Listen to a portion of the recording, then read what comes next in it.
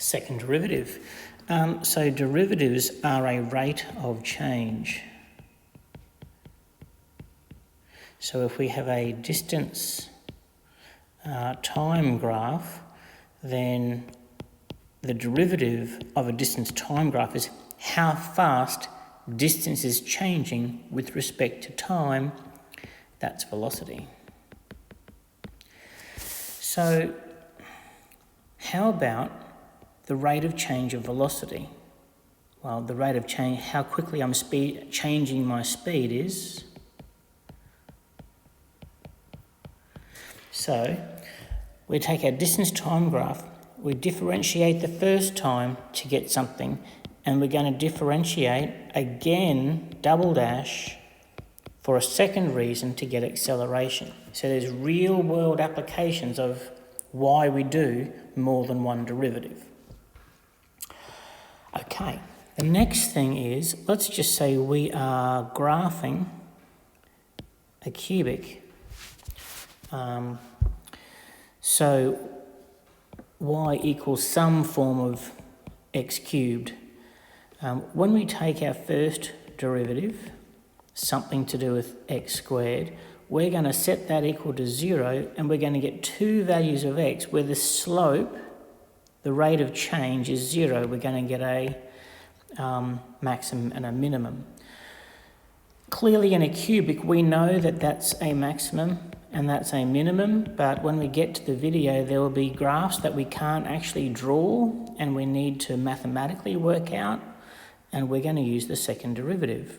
So when we do the second derivative of the function, so there's the function, there's the first derivative, the next derivative is going to be something. Well, if we put x is 1 and x is 2, when we do the second derivative of 1 and put 1 where the x is, we're going to get a negative answer. We don't care what the number is, but negative means that I am an unhappy chappy, and that is a maximum. So there's a maximum, and if we do a second derivative of where x is 2, subbing 2 for where x is, we're going to get a positive number. Positive means that I'm a happy chappy, and that's a minimum. So we've covered that before, but that's another reason to do a second derivative. We could also just be given a function, y equals e to the sine x log x squared plus 3x. Yep. And we just told calculate d squared y dx squared. And we don't have any reason to do it other than the exam asks for it.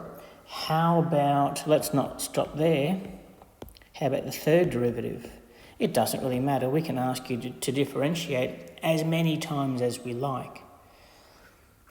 Okay, so this is all about abstract stuff, so let's have a bit of a look at this question here.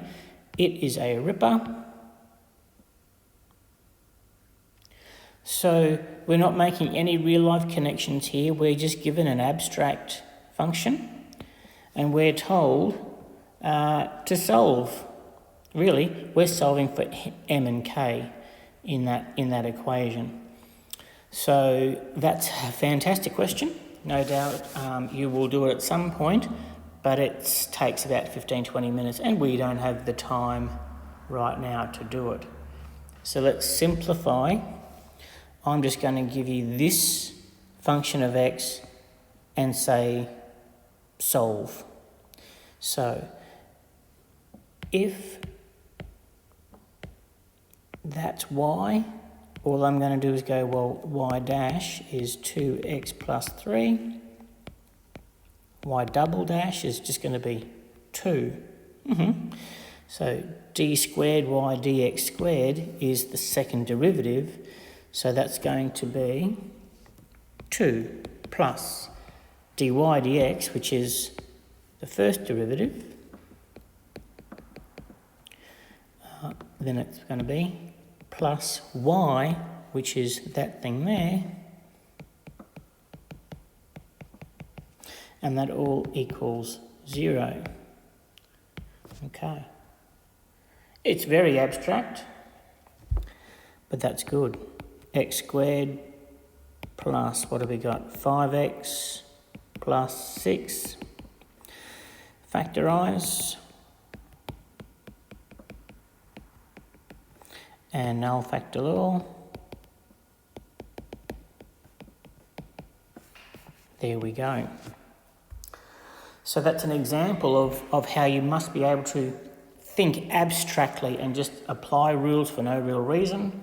And clearly in other videos we will hit home at more real life situations.